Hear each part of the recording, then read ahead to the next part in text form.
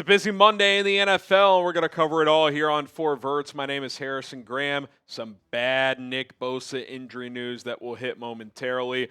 Brian Daboll spoke to the media today about the QB situation between Russell Wilson and Jaxson Dart. We'll dissect that. And plus, CeeDee Lamb has suffered an injury as well. Not as severe as Nick Bosa's, though. So let's go ahead and kick things off there. The 49ers All-Pro pass rusher is out for the season as he tore his ACL in yesterday's win over the Arizona Cardinals. Schefter had the note. He also had this, saying this is his second torn ACL. Schefter had to correct himself. At first, he said it was the same knee. It's actually the other knee that he has torn. I don't know if that's better or worse. It was a clean tear, though. No other ligament damage. So, ACL tears in the year of 2025 aren't as devastating long-term as they were 20 years ago, but it's his second one. It's just a major blow for the 49ers. I mean, they're off to a 3-0 start. They've won a bunch of close games. They don't feel like a top contender, but you lose a guy like Nick Bosa. I mean, that is a lot to overcome. So we'll dissect that a little bit more and try to figure out what their next steps could be as they obviously, want to compete this season. But this is why you subscribe when news comes in, good or bad. We break it down here on Verts, NFL, college football videos on the daily here, so hit that subscribe button. We are chasing 12,000 subscribers. Would love it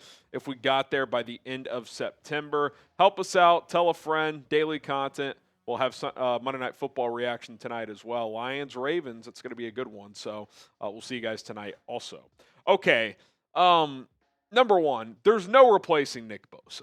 I mean, he's one of the best 3 to 5 people on the planet at what he does. Dominant run stopper, really good pass rusher, a big-time part of that defense and San Francisco. So there's no replacing him.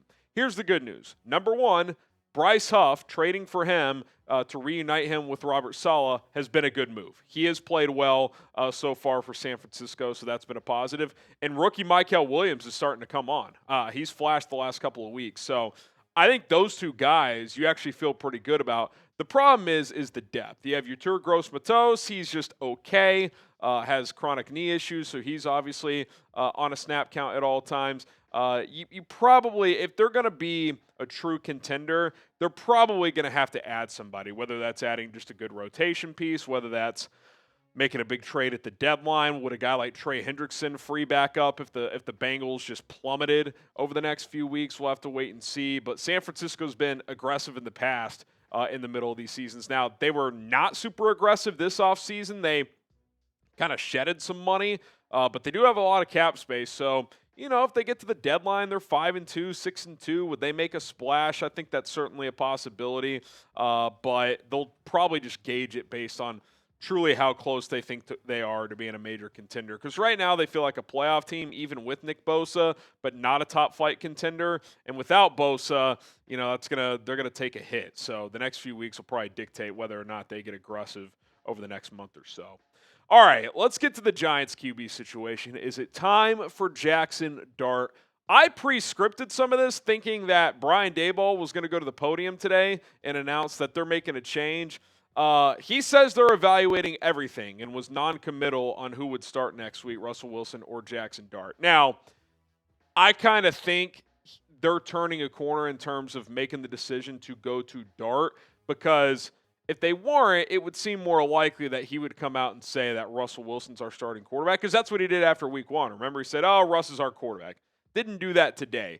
But he didn't go out there and say Dart is going to take over either. But that is the way this needs to go. It is time to end the Russell Wilson experiment. Forget the Cowboys game. They stink. They had busted coverages left and right. Russell Wilson against the Commanders in week 1 and against the Chiefs in week 3 was absolutely horrendous. Just not good at all. I mean, last night, these numbers, they don't even show how bad he was. I mean, late in the game, they get down inside the 5. He throws the ball away on 1st, 3rd, and 4th down, down 2 scores. Throws the ball in the stands on 4th down. I mean, what is Russell Wilson doing? I saw a stat. He's 4 for 18 passing in the red zone this year. That is not going to work. I know this is kind of a phrase just, the youngins like to use, but Russ is cooked. He's just cooked. You cannot run an NFL offense with him in 2025. He makes 2 throws. Outside the numbers, 5 yards or less, lollipop deep balls that he normally predetermines before getting the snap. We saw that several times last night. I almost got Malik Neighbors killed on one of them. You just cannot run a sustainable offense with Russell Wilson.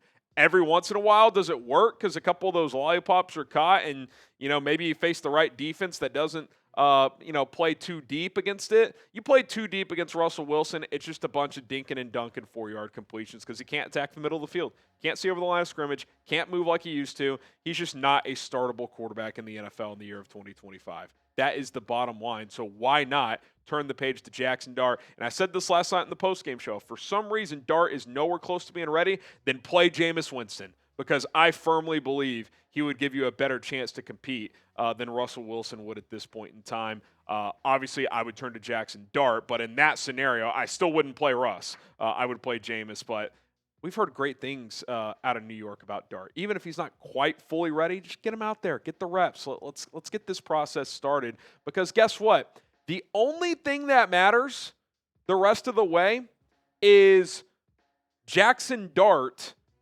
trying to develop under Brian Daboll. Nothing else matters, because they let Brian Daboll and Joe Shane draft Jaxson Dart.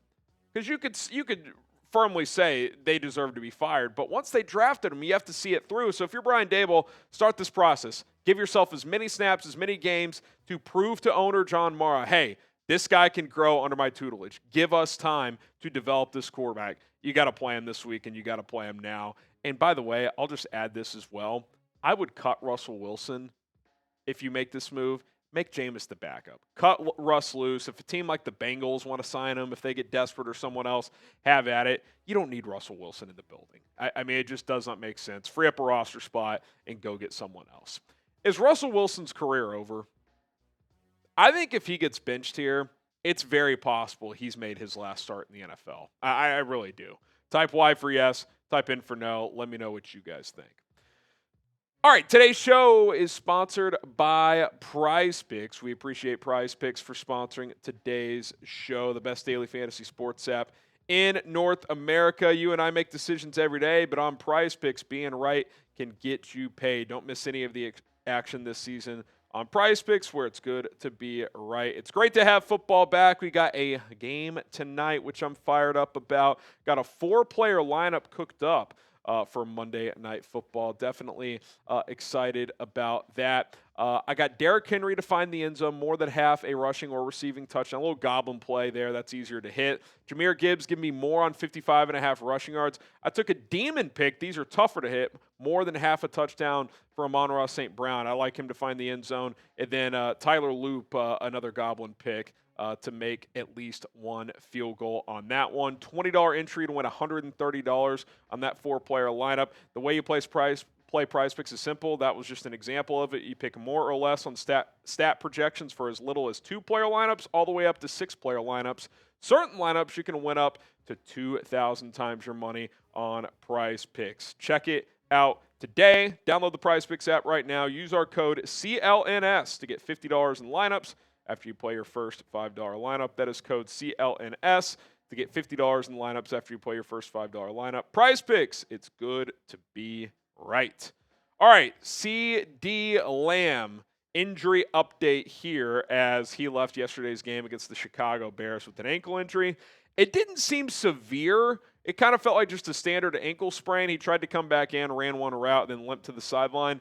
It seems a little worse than expected. He's going to miss at least 2 weeks, probably 3 to 4, it sounds like, with the high ankle sprain, according to a report from Ed Warder. Adam Schefter says it's a minimum of 2 weeks. Not good. Feels like the Cowboys are on the ropes. Their defense is terrible. They don't have good personnel. Shocker, they trade Micah Parsons. And they don't have a good pass rush, and they don't have a good secondary. So you've got that going on. And Matt Eberflus is just not dialing it up. And 2, while the offense has been pretty good, we saw yesterday when Lamb went out, it's a lot of just dink and dunk from Dak because the Bears just kind of bracketed George Pickens, and he's just kind of dumping it off to Ferguson and the running back. So without CeeDee Lamb, that offense takes a major hit, and it feels like they're on the ropes for their season. They're 1-2 now. They got the Packers coming to town. They're going to be pissed off after losing to the Browns. You know, Micah's going to be motivated coming back to Dallas for this primetime game. At the Jets, at the Panthers, both on the road, but those are winnable. So, you know, if you can win both of those, even if you lose to Green Bay, you are 3-3, but then it gets tough. Commanders at Broncos. So, you know, this 3 or 4 week stretch coming up here for Dallas, season kind of on the ropes here. They got to find a way to right the ship and keep things afloat while CeeDee Lamb is out. And, you know, one take I think I missed on so far, at least that's the early thoughts from what I've seen. I think we overvalued the NFC East. Now, I thought the Commanders would regress, and I still think that's the case. Marcus Mariota looked good yesterday, but it was the Raiders. Philly is 3-0, but they don't look as good. Dallas, we'll see. They feel like a 500 team at best. Commanders feel like 500, maybe slightly better. The Giants are horrific. I thought they would be more competitive. They have not been. I think the NFC East was overvalued by the markets. And I didn't fully buy into it, but I did think it would be better than what we have seen so far. So we'll see how long CeeDee is out. But Dallas probably going to lose this week to Green Bay, which then makes those next 2 games against the Panthers and Jets virtual must-wins to get back to 500 at 3-3.